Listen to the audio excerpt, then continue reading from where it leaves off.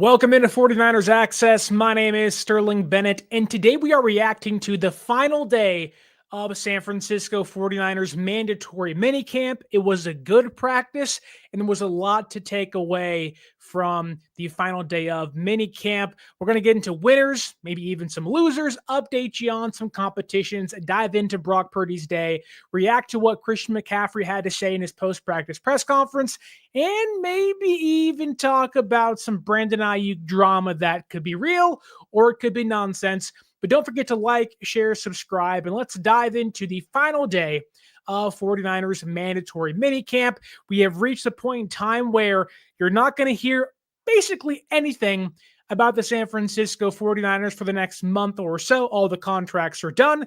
There really is no big news or things to talk about in between now and when training camp begins, starting in July. But let's dive into today's practice, starting with, as always, the non-participants. Starting things off, very similar to yesterday's practice, that being 7th round pick quarterback Curtis Rourke on the sideline and is likely not going to be ready for training camp.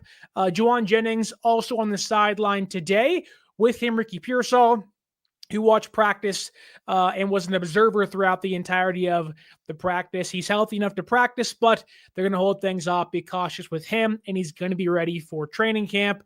Did see Andre Dillard today on the sideline working through an ankle injury. Micah Williams, same thing, hamstring strain on the sideline, not participating in team drills. Alfred Collins, like yesterday, very similar, has a calf issue, working on the sideline, but is going to be ready for training camp in next month. Yetur Gross-Matos, he has some lingering knee issues, but should be ready to go by training camp. Fred Warner, as has it been every single day throughout the OTAs and the minicamp sessions, did not participate in practice, but watched from the sideline. Then there is Curtis Robinson, recovering from an ACL tear last year on the side field, but again, is not going to be ready for training camp, or at the beginning of training camp, I might add. A new addition to the non-participant list is cornerback Deommodore Lenoir. No injury here, simple as a vet day, rest day off. So good news for Lenoir leading into the break in between now and training camp. Give them the extra day of rest, help out your highest paid cornerback in your secondary. Darrell Luter Jr. for the second day was not at practice. Didn't see him on the field, on the sideline, or in the weight room. Not exactly sure why he isn't practicing, but not great for a player that really needs to have a good training camp and offseason program. But right now, no signs of Luter Jr. the last couple of days. Marquis Siegel on the side field once again. And again, still not sure what's happening with him. Malik Mustafa watched practice from the sideline and did spend some time talking to general manager John Lynch today during team drills.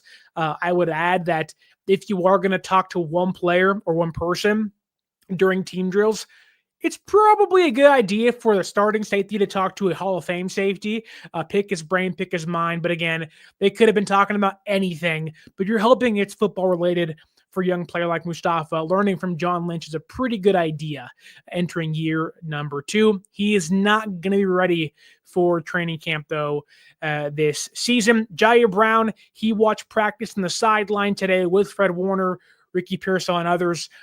He is supposed to be back by training camp next month after having an ankle procedure earlier in the offseason. And George Odom, he joined Brown, Mustafa, Pearsall, and Warner on the sideline today. He has a knee injury, but he should be good to go by training camp. Okay, let's move on. Let's dive into the drama that is always Brandon Aiyuk, because yesterday, Brandon Aiyuk made his first appearance at San Francisco 49ers minicamp. Obviously, he can't practice, but he's been rehabbing. He's been in team meetings, trying to be this quasi-coach kind of player and be a team leader, which he wasn't the last couple of seasons. But while he's not going to be practicing or ready for training camp, he's making his presence felt. Today, though, it was much more than simply a little bit of a jog or him walking on the sideline. Today, it was much more of a spectacle, if you would call it that, because the San Francisco 49ers, like they often do, have some of their former big stars come to practice, chatted up with certain players, talked to the coaching staff and whatnot, had those guys in team meetings or come talk to the team in some capacity. Well, today, San Francisco had Frank Gore, who still works in the San Francisco 49ers front office, Patrick Willis, their newest Hall of Famer, and one of their best wide receivers of all time, Terrell Owens, at today's practice. And while I'm not exactly sure what they were doing at the facility, again, maybe talking to the team in some form or fashion, but they, I don't want to say circled, but there was a point in time during practice where Aiyuk was talking to Frank Gore and Patrick Willis and Terrell Owens. And while your instant reaction is like, wow, that's awesome, that you're seeing what is supposed to be one of this team's newest leaders, its top paid receiver, talking to three of the greatest San Francisco 49ers of all time, especially in the last 25 years or so. That was my first response of like, wow, like, who knows what they're talking about, but maybe it's simple as how was your day? What car did you drive in with and whatnot? But unfortunately, when you discuss or talk about Brandon Aiyuk, at least in recent seasons, mainly last year, there's not a lot of positive things to say about him. We often forget how pivotal and how crucial he was during this team's 2023 playoff run to the Super Bowl and how that Ladybug catch wouldn't exist without him, and them going to a Super Bowl really wouldn't be the case had he not made that catch. That's kind of all forgotten. His clutch play down the stretch 2 years ago is like, didn't even happen because of how bad last year was. And unfortunately for Aiyuk, even if he doesn't mean to, he tends to put himself in the wrong light a lot of times, mainly this offseason, although not contract related. When you are posting yourself or you're posting on your Instagram story a picture of Terrell Owens shirtless doing crunches in his driveway when he was in Philadelphia during a contract dispute and whatnot, it does raise some eyebrows. It makes people wonder, what does that mean? And although I do think we often read too far into things, it does open the door. And Aiyuk often doesn't mind opening that door, even if he says, oh, it's all for fun, it doesn't mean anything. When you open that door, when you begin to post things that have really interesting or negative stories behind them, like T.O. calling media members to his house, working out in his driveway, you play the exact same position. You had a contract dispute 1 year ago. It does, like, there are connective tissue in there, and it makes fans overanalyze something that maybe he doesn't mean to be as much or read into as much as he'd like. And he'll post on social media afterwards calling people, you and your 30-year-olds and 40-year-olds in your mom's basement, like, we're just having fun over here. And all that could be the case. But he talked to Gore and Owens and Patrick Willis for about 10 minutes today. And I'm not going to say he lectured him or, there was this, overly, loud and kind of, I guess you can say raucous discussion. It was very much just three guys chatting it up. But when you see that and you see Aiyuk's Instagram story, it makes you wonder, was that brought up? Is there drama there? Is there issues within the building with Aiyuk? And I would like to simply say no, because I don't think San Francisco is upset at Brandon Aiyuk or views him in a negative light. Do I think they view the contract he signed in a negative light? Yes. Do I think that they are a little upset about how he handled himself last offseason? Of course he is. They openly have said that to Tim Kawakami via his reporting for the SF Standard. But at this point in time, it does seem like San Francisco is overly enthusiastic with where Aiyuk is at. Now, that doesn't mean in 1 year's time they're not going to want to trade him. But when you do see three legends huddled around a player that has otherwise been a very clean, quiet player, but in the last couple of years has maybe brought some negative attention towards himself, you do wonder if that was brought up. I'm not going to say there's an issue with Aiyuk and the team or vice versa. I'm not going to go as far as to say he's disgruntled, because what could you possibly feel that way about? You got your money. You're the highest paid wide receiver on the team. You made it through the round of cuts that happened this offseason. And I get you're injured, but That's nobody's fault. So there really is nothing Aiyuk can be upset about. So I wouldn't say he's disgruntled, but him chatting it up with three legends could mean nothing. They could have been talking about their breakfast, their lunch, their workout routines. And I'm hoping that Aiyuk was picking the brain of three guys that did things primarily right throughout their career, albeit Owens was more of a diva. So maybe not him, but you're hoping that him talking to Frank Gore and Willis, and even Terrell Owens in his case, although he's had a very kind of bumpy road throughout his NFL career, didn't even go to the Hall of Fame and Canton, did it in his own way post-retirement. You're hoping that Aiyuk can learn from whether what Tio went through, the mistakes he made, and even Tio hopefully giving him good advice as to here's what I did that didn't work out for me. Here's what I did that maybe I could have changed. And if I can look back and go back, I would do differently. You're hoping that's the case because you can see the slope Aiyuk is taking, and you can see a lot of the fans having the negative thoughts about him, where if you even mention Brandon Aiyuk's name, it's no longer, oh, we love BA. He's so good. He's a great separator. Yeah, ladybug catch. It's like, eye roll. And you're kind of like, I don't want to talk about him. It's, oh, yeah, and Brandon Aiyuk.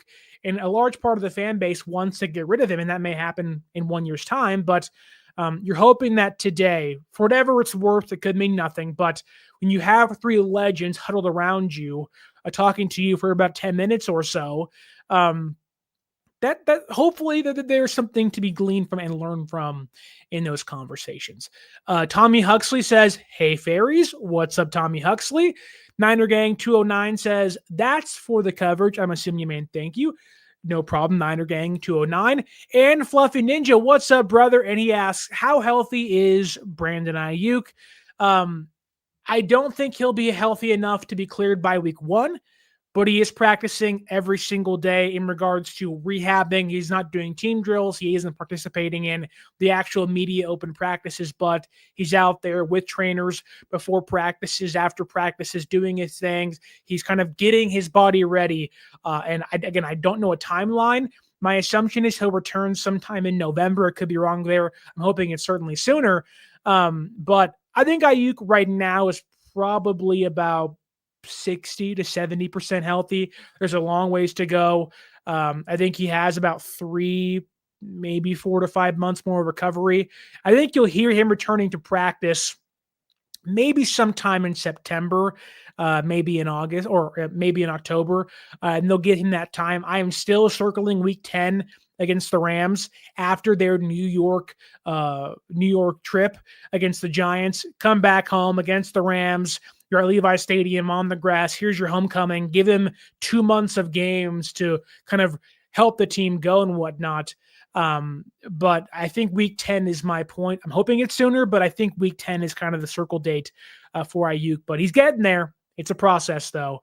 And I do want to move on before I get into Christian McCaffrey. Kenny, I see your YouTube comment, and Niner Gang 209. We will certainly dive in to Jacob Cowing later. But I want to quickly hit on some small things today because we have to get into some Christian McCaffrey conversation. But first, I want to mention George Kittle and Trent Williams did not do team drills today. And it was a very limited day for Christian McCaffrey and Nick Bosa during team drills, which Kyle Shanahan said was going to be a team decision to keep key players fresh. So don't look too much into that today. Nothing of injury concerns for Trent, Kittle, Lenore, McCaffrey, or Nick Bosa. But I want to dive into Christian McCaffrey because a lot has been made about his speed, his fifth gear, and I don't want to focus on those things in particular, but he's been a very heavily covered player the last couple of weeks or so, primarily because of the injury recovery he's making. Last year had the Achilles injuries and the PCL injury costing the season against Buffalo last year, and he just really never found his footing. And for an older running back with a ton of tread on his tires, you have to wonder, is he slowing down? Where is he at with his injury recovery? How does he feel health-wise? And Christian McCaffrey did answer those questions today in talking to the media. He wasn't going into this insanely lengthy, response or giving, tons of detail in regards to his recovery, but he did say that, and I quote here, "I feel great when discussing his PCL and Achilles recovery. He hasn't mentioned the words 100%. I don't think he needs to, but I think it's a really good sign Christian McCaffrey's been out there every single day. From my count, he hasn't missed a single day of OTAs or minicamp. So that's a real improvement. That's a big thing for him. Now, maybe there are small steps he has to kind of do to end off or kind of cap off his recovery and his rehab, but I don't think he has missed a single day. I don't think he's missed a single rep. Obviously, there has been limitations for top players, and he's amongst that grouping, so I wouldn't look too much into that. But I do wonder if Christian McCaffrey's holding things back a little bit. That's my thought of like, let's not go 100% just yet. Ease yourself in to keep yourself fresh throughout the offseason program. There is no reason a player like Christian McCaffrey or Nick Bosa or Fred Warner or Trent Williams or other guys of that status should be going 100% in the OTAs or minicamp days. There's literally only 2 mandatory minicamp days the media can go to. So I don't think that's where you turn things up for Christian McCaffrey. You do want to see him, kind of hit that quote unquote fifth and fourth gear as training camp comes around. But I have always said throughout the entire process last year, this year, 2 years ago, that there really isn't a lot to take away from these practices outside of seeing rookies and new players in uniform for the first time. But Strawberry Reacts here says, do you think they will give Christian McCaffrey vet days off in training camp? 100% they will. Even last year, before they really knew how serious Christian McCaffrey's injury was, he was getting vet days off. Bosa will get those too. Trent will get those as well. Fred Warner, who didn't practice a single day throughout the last week, couple weeks or so, he'll get those as well. So yes, I think they are going to try to do everything in their means to keep star players healthy. They know how important those guys are, especially when you're relying on younger players around them to kind of fill in those holes. They know they have to have CMC and Trent and Kittle and Bosa and those guys healthy. So I think you will see CMC get 2 days on, 1 day off, or even like a 1-1-1 where it's like 1 day on, 1 day off, 1 day back on. I think they're going to be very meticulous in how they bring Christian McCaffrey along. And the Smitty says here in the YouTube comments, Christian McCaffrey will be fine. Just make sure the younger backs play. It's a big contingent point, or it's a big conversation amongst the fan base of like, we get it. We love Christian McCaffrey, but there is a real concern for him as he gets older. As he ages and as the injuries pile on, you want to have guys like Isaac Guerrero, who unfortunately has his own injury concerns, but like Jordan James, like Patrick Taylor, like Corey Kiner, those guys who are in that room to be able to pick up more of the slack, give him more of a break. And I'm hoping that that's the case this year. You're hoping that after watching Christian McCaffrey go down twice last year with different injuries, albeit both significant, that Bobby Turner and Kyle Shanahan both are maybe a little more lenient with how they, delineate or kind of divvy up their running back carries and usage this season. The last thing anybody wants to see is Christian McCaffrey out there for 100% of the plays, although he may want to be for his own health and the team's success. They really need to rely on younger guys in the room, give those guys, and I'm hoping they give those guys some reps. And yes, Christian McCaffrey is seemingly getting the Kawhi Leonard treatment, the Paul George treatment of like a lot of rest days. You saw the NBA kind of implement the new rule saying you can't get awards unless you play like 80% of the regular season games, albeit the NFL doesn't have that. I think you are going to see Christian McCaffrey get those, whatever they were calling those for the NBA. You are going to see him get the star treatment, hopefully, this season during practice and training camp and preseason leading up to week 1, because San Francisco needs him starting off hot. You have Seattle, the Cardinals, the Jaguars, and the Rams in that 5-game stretch. You got to win a lot of those games. You want to start the year off hot, put last year behind you. Christian McCaffrey is a big reason as to why you can do that, and hopefully can try to do that to begin the year. But He says he's healthy. I do wonder if he's going a little bit less than 100%, though. There have been some reps where you're like, oh, in previous years, maybe Christian McCaffrey beats a linebacker or beats a defensive back on certain plays. There was a wheel route today where, maybe a couple years ago, Christian McCaffrey with no injuries makes that play or kind of beats the linebacker. But again, I think a lot of it in my own reading into things is that he's just simply not going 100% this early into the offseason program. Fluffy Ninja out of nowhere, happy anniversary. You're a little late, but I appreciate the kind words, brother. 1 year in the books, hopefully a lifetime to go. But me and my wife celebrated 1 year about, 10-ish, 11 days ago, 12 days ago now. But thank you so much, Fluffy Ninja. Hope you're having a wonderful, what is it, Wednesday now? The days are flying by fast. She's on summer break, so she's here all day. And the days just kind of all congeal together, and I have no idea what day it actually is. But thank you so much, Fluffy Ninja, and I appreciate the kind words. I do want to get to some comments here in the YouTube chat. Kenny asks, how many games will Christian McCaffrey play this year? I'm going to assume there will be general wear and tear, and I think he'll play 13 games. Misses 4 games here or there, not too bad. I think Christian McCaffrey will play 13 games. Obviously, I'm hoping for the entire 17 and playoff run, but I think he'll play 13 games this year, which I think with how little he played last year, I think he'll take. It's almost like, yes, to justify his contract, he has to be in the Offensive Player of the Year finalist again, but I think 13 games is a good spot. I do think there are going to be games where as he gets older, as the season progresses, he's just not going to be able to, remain healthy. So I think 13 games is a good spot for a player like Christian McCaffrey. And he also says, it's Joe Montana's birthday. Well, I mean, come on. If me and the GOAT are celebrating near anniversary and birthdays, it's even better. But happy birthday, Joe Montana. Hope he's having a wonderful day. You remember his kid, Nate Montana? Was that his name, Nate Montana? He went to high school at De La Salle, I think, or whatever it was. Or no, De La Salle. Like, he had a random practice squad visit with San Francisco back in like 2016, whatever it was. I remember those days. The Jerry Rice Jr. Practice squad days or tryout days, a long time ago. But back when the GOATs were having their kids get those Nepo baby visits, it was a pretty interesting time. Niners weren't great, but you always said, wow, Jerry Rice's kid, Joe Montana's kid getting a shot. And it made us all say collectively, wow, I'm old, but still. The Smitty says, congrats, keeping marriage alive. Thank you so much, the Smitty. But let's keep the conversation rolling here on the YouTube chat.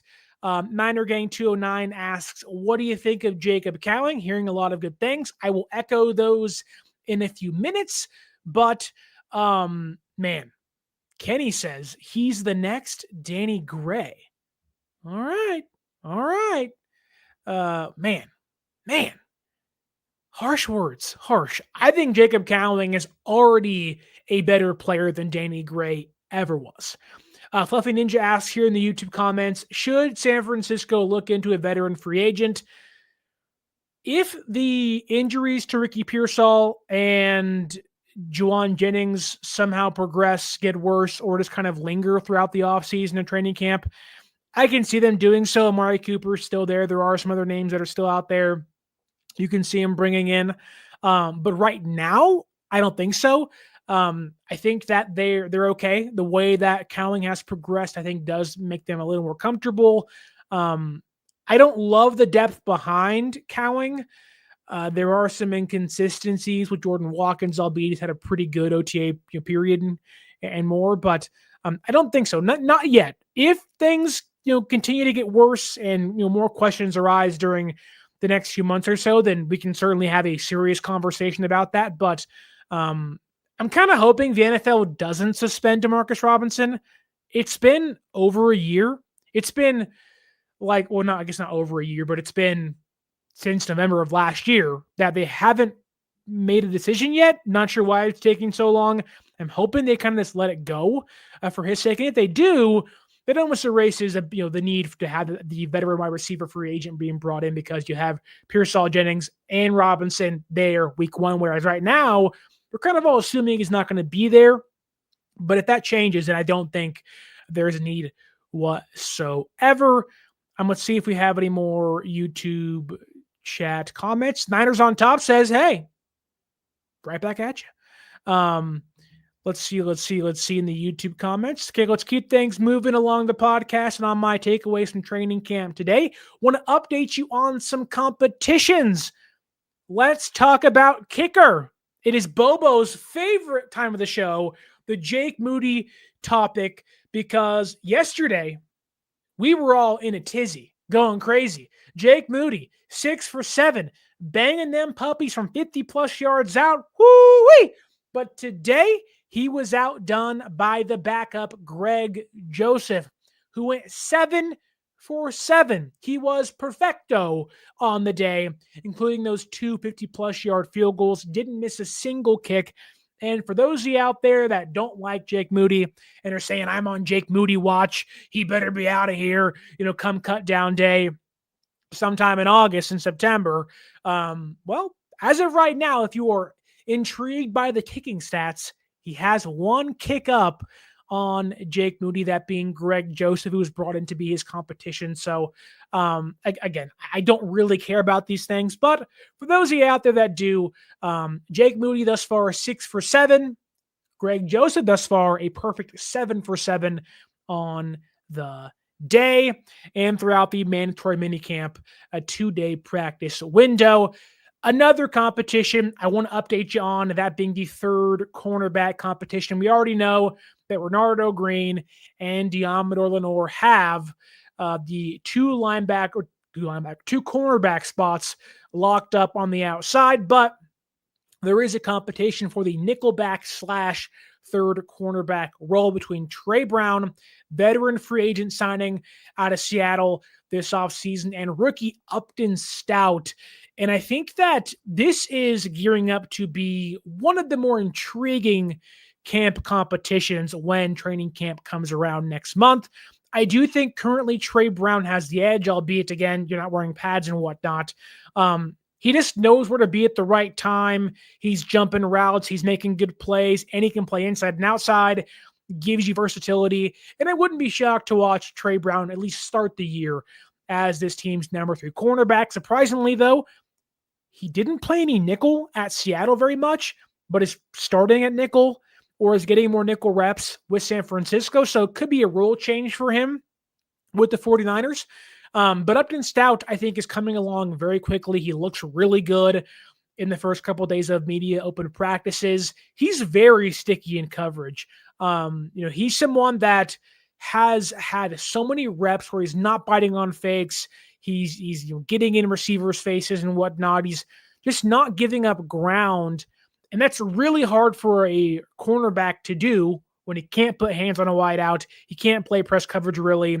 There aren't any pads on. You can't use your physical presence to do that. Now, maybe it changes once he's playing against Jawan Jennings and Pearsall and, some of the bigger receivers on the roster. But I have been really impressed by Upton Stout.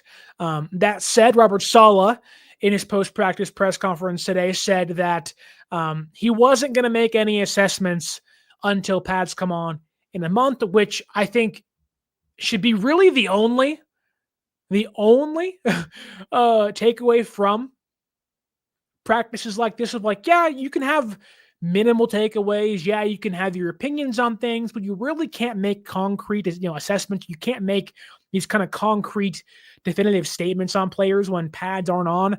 Unfortunately, we live in a day and age where that's like what you have to do to get seen. I don't love doing that.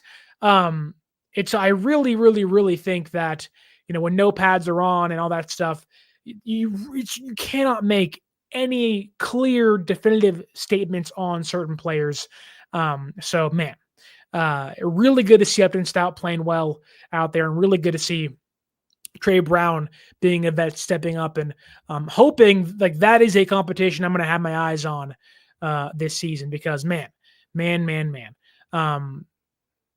Moving along to Brock Purdy, but first I want to let everybody know in the comments or listening on the audio podcasting platforms, if you want to see your San Francisco 49ers play this season, or you want to go to a concert, MLB game this summer, go to SeatGeek.com and use our promo code 49ErsAccess, 49 ERS ACCESS at SeatGeek.com, because you can save yourself $20 off your first purchase. Me and my wife have been eyeing Savannah Banana tickets. We've also been trying to get our hands on some Giants Dodger tickets this summer, and those things are expensive too. But if you go to SeatGeek.com, find your ticket. Green means good, red means bad. Find a deal fit for you. Use that promo code 49ErsAccess, and you can save yourself $20 off your first purchase. I use it all the time. I make new accounts all the time. I keep using that promo code. It helps pay for parking, helps buy a beer, maybe even helps pay for dinner somewhere else. But go ahead and use that promo code 49ErsAccess at SeatGeek.com and save yourself $20 off your first purchase. Kenny here in the YouTube chat asks, can CMC win comeback player of the year? I don't see why not, but unfortunately Dak Prescott didn't play much last year. The media loves the Dallas Cowboys for whatever reason. I can certainly see Dak Prescott winning it once again, and just kind of zoning out everybody else's competition. Other than that, nobody else really comes to mind as big name players, but I think CMC will be in that competition if he plays, 13 games and has 1,000 yards again and has like double-digit touchdowns, even if it is total. But I want to get to Brock Purdy because yesterday he threw 3 interceptions and the sky was falling and it was, oh my God, Brock, you look bad. Well, today, a much better day for the San Francisco 49ers franchise quarterback. He didn't throw 3 interceptions, so that's pretty good. But he was a much more accurate and on-point thrower today of the football. Very pinpoint with the accuracies, going through his progressions, looked really sharp. He was getting the ball out really quick. Much more of a take what the defense gives you kind of day for Brock Purdy, so kind of balancing out his 2 days at minicamp. Yesterday, aggressive, forcing the ball downfield. Today, more easier day, take what they give you and whatnot. Did have a couple of nice completions to Jacob Cowing and Demarcus Robinson, so you're seeing the chemistry grow. Without Pearsall and Juwan Jennings out there, you did see younger players like Cowing, and on defense, Upton Stout also getting, first-team reps with the defenses and offenses. So you're seeing younger players get meaningful-ish snaps early in the offseason program. So good to see. And you're also seeing Brock Purdy find Cowing and Robinson on a pretty consistent basis. Hence why getting everybody in camp early is a big thing. Cowing, young player, had no chemistry at all with Brock Purdy last year. That's starting to build early already. DeMarcus Robinson being with the Rams last year, him and Purdy being together, that's starting to build as well early on in the OTAs. Moving on to Mac Jones. Overall, good practice. Quarterback 2, clearly on the depth chart. But besides having Besides having a solid practice, Mac Jones does have a little more Corkle in him sometimes. He has definitely been a little more wild with the football.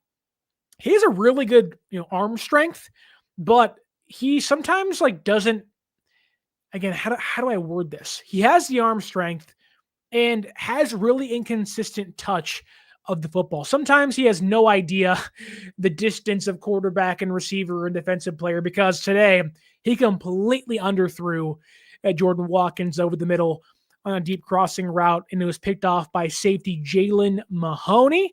Then later in practice, I don't know if it was an issue getting a play in or how the offensive line was lined up or whatnot, but he had to call a timeout, which is not a no-no, but just never really happens during a mini camp practice. Usually, yes, they have those guys timed. Yes, they will call penalties on certain players and whatnot, but these practices are much more about installing the offense, kind of working on your cadence, getting guys in the right place compared to, how do you perform and your throws and whatnot. But after the pick, then you have this random awkward like timeout where it's like Kyle's like, what's going on? Like what's happening? I'm shocked Shanahan didn't yell at him for that, because usually that's the case. Kyle really isn't afraid to rip into somebody during practice. I've seen it happen a lot of times, but call timeout. They kind of reset, and it was like, okay, that was weird. Moving along now. So a solid day, but there were some bumps along the way for Mac Jones.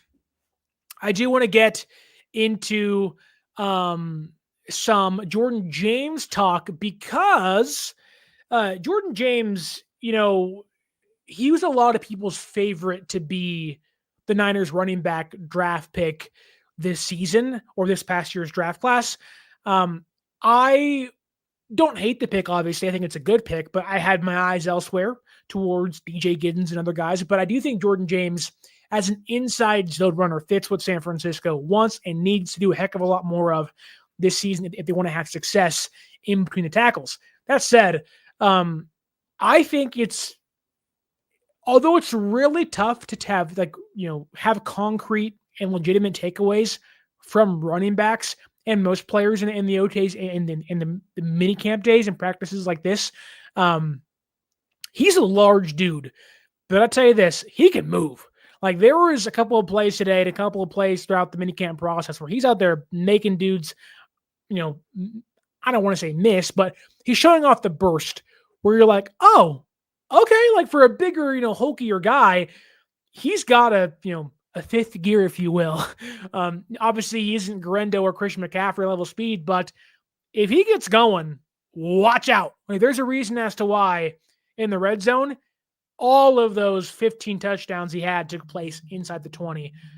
He feels like somebody that he may not have the high-end speed, but once he gets going, he's really hard to bring down. And you saw that kind of on display today. Obviously, there's no tackling, there's no pads, but he was moving pretty good against the air. And we all were like, all right, Jordan James, like what I see.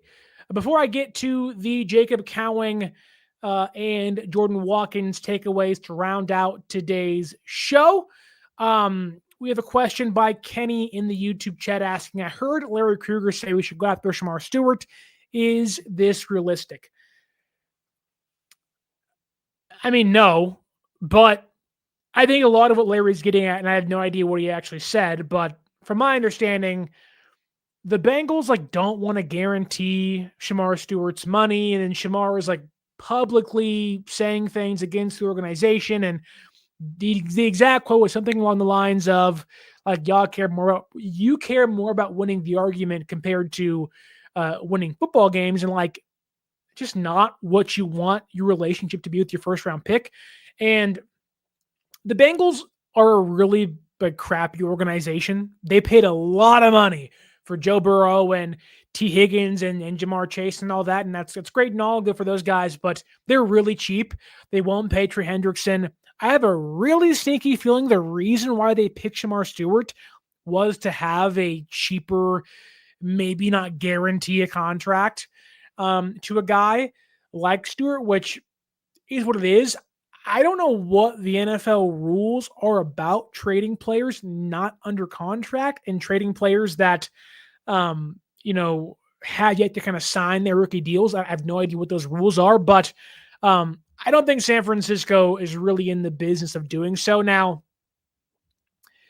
would it be great? Sure. I mean, had they not traded for Bryce Huff, maybe we're having a different conversation. But even then, not to say there isn't enough room, because clearly there is, but let's say San Francisco did make this deal, which I don't see ever happening in the next month or so. If a deal never gets done, I don't think it happens. But if you drafted or you draft Micah Williams, he's your edge rusher, you go and trade for Jamar Stewart, which the Bengals are probably going to want a first-round pick in return, knowing he was this year's first-round pick, which I would not do at all.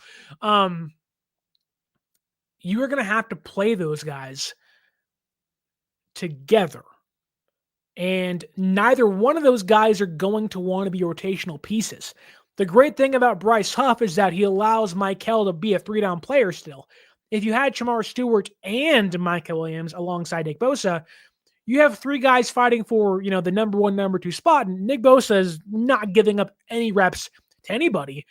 Now, obviously, you love the depth, part of that, but no, it's not. I love Larry, but sometimes some of his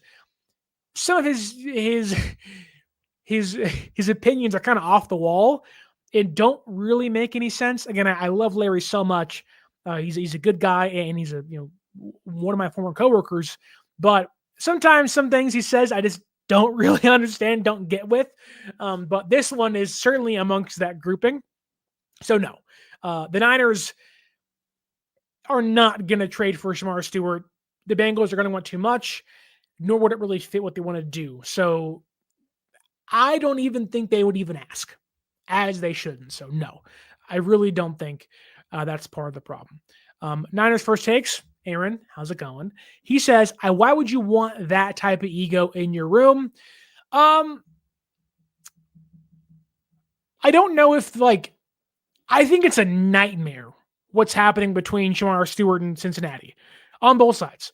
You don't want the organization acting the way they are, and you also don't want your first-round pick to be outwardly kind of bashing or shaming the organization when he hasn't played a single down in the NFL. I think they're both wrong. I think they really need to get to the table and kind of hash things out. But even then, it's not really what you want as a relationship with your first round pick. So I don't know, just bad. I think the concerns I have about Alfred Collins not signing his contract are not any way related to him outwardly saying negative things about the organization. Whereas Jamar Stewart's being pretty vocal about things. Now, he isn't going out of his way, but when he's asked about it, he certainly isn't biting his tongue. I don't love that. Niners on Top said Huff was good today. Were you out there? Were you at practice today, Niners on Top? Who are you, brother? What's your name? Tell me. I have to know. If you're out there, well, love to meet you one day. That said, I don't know. I don't know who else is out there besides the main coverage guys, but good to know you're out there.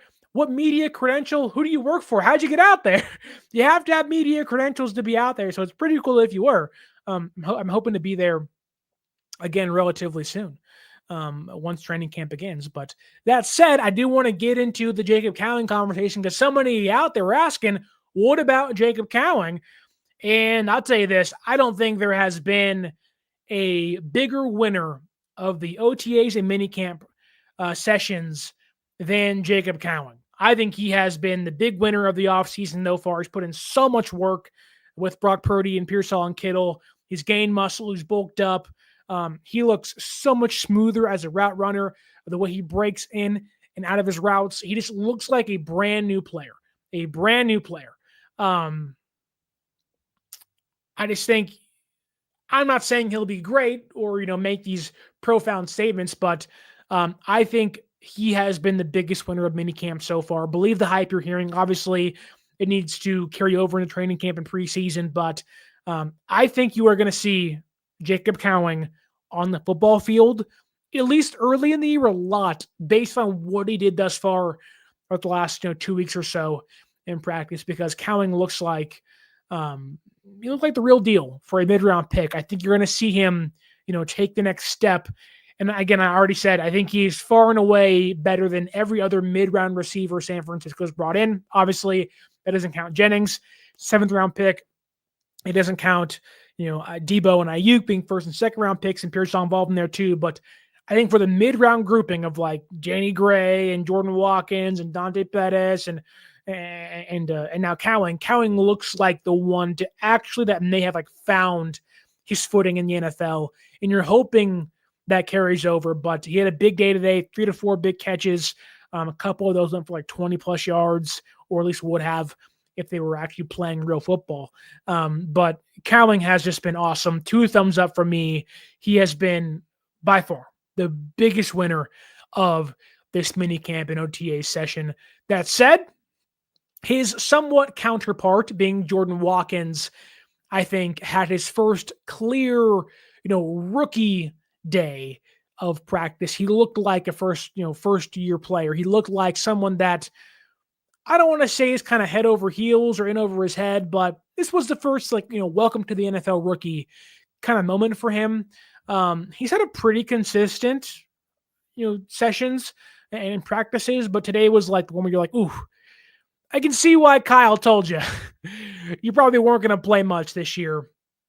But one good practice, or one bad practice, inconsistent practice, doesn't undo everything else you did good or well throughout the last couple of weeks. But there was a play where he was supposed to run a deep comebacker, and he just kept going. Well, Purdy threw the ball where he was supposed to cut and come back to. Ball falls down incomplete. He immediately is like, oh crap. He gave him the old, Home Alone thing, and knew he was wrong immediately. Walked to the sideline. Purdy walks over, is kind of talking him up, and you're like, yep. Like he immediately knew he messed up. And Purdy, being the quarterback he is, walked over there, kind of gave him the run around of like, this is where you need to be and whatnot. But I think that's where you're going to see Jordan Watkins start to fall and falter, where he may look quick and fast in OTAs and minicamp against air, but once you kind of get him into, real game situations, the preseason when pads come on, I do think you will see Cowing, Robinson, obviously Pearsall and Jennings separate themselves from players like Burgeon and Tariq Owens, who was really bad today, and Jordan Watkins, guys like that who just aren't really ready to play just yet.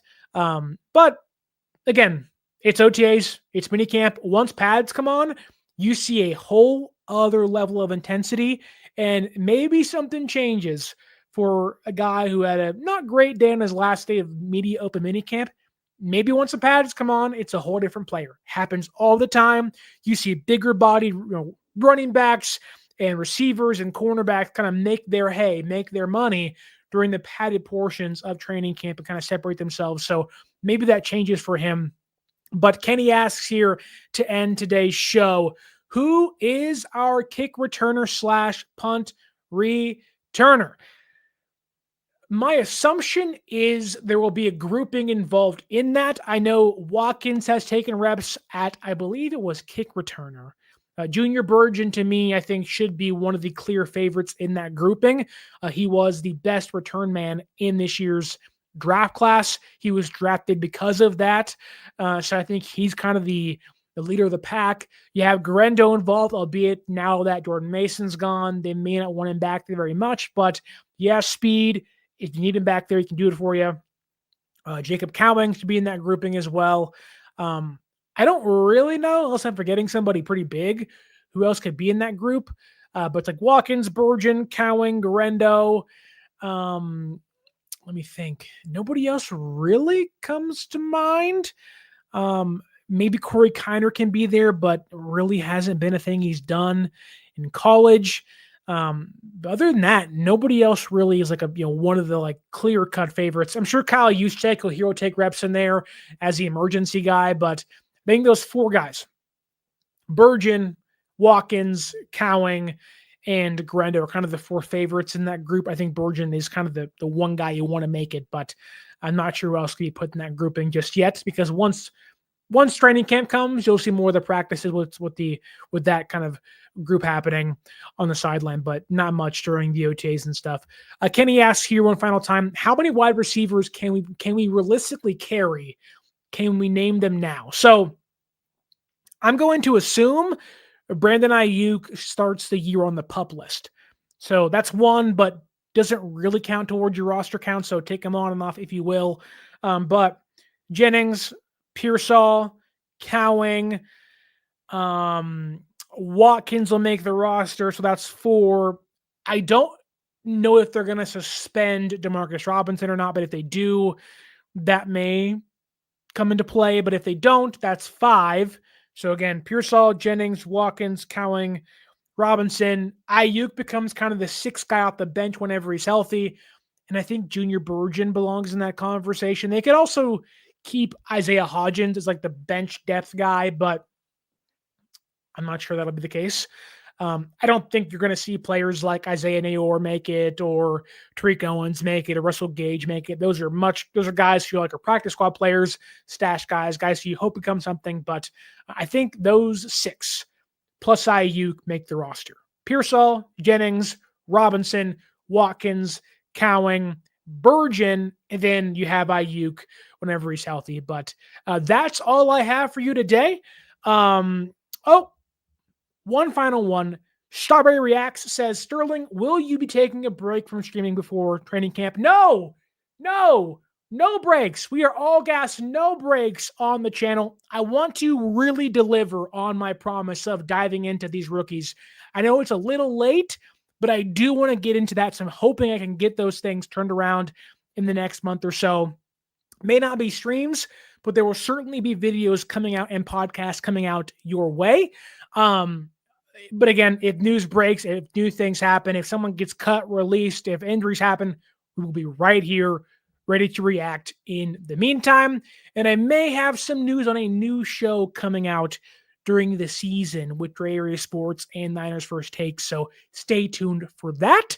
Working on names and graphics. So we have some news coming our way. But in the meantime, I would love it if you all liked, shared, and subscribed to the show on YouTube and on the audio podcasting platforms. If you also could give us that 5-star audio podcasting review, it is the freest and easiest way to help the show out. You can also follow us on social media at 49ers_access is the X or Twitter. 49ers.access is the Instagram. Use our promo code 49ersaccess, 49ERSACCESS at SeatGeek.com to save yourself $20 off your first purchase. And use our link in the description down below to grab yourself a case of Goat Fuel. The best and the greatest energy drink of all time can be yours by using that link down below and saving yourself 10% off your purchase. I want to thank Kenny, 49ers, Strawberry Reacts, Niners First Takes, Niners on top, not on bottom. They're on the top. We also have some more people in the YouTube chat, Tommy Huxley as well. I want to thank every single one of you, Fluffy Ninja, for joining us on today's show. The Smitty, you guys are all awesome. Niners 209, you guys are great. Enjoy the rest of your Wednesday. Enjoy this break from the 49ers content. Again, Niners hit their month-long break starting tomorrow. Then training camp comes our way in July. But stay tuned, like, share, and subscribe.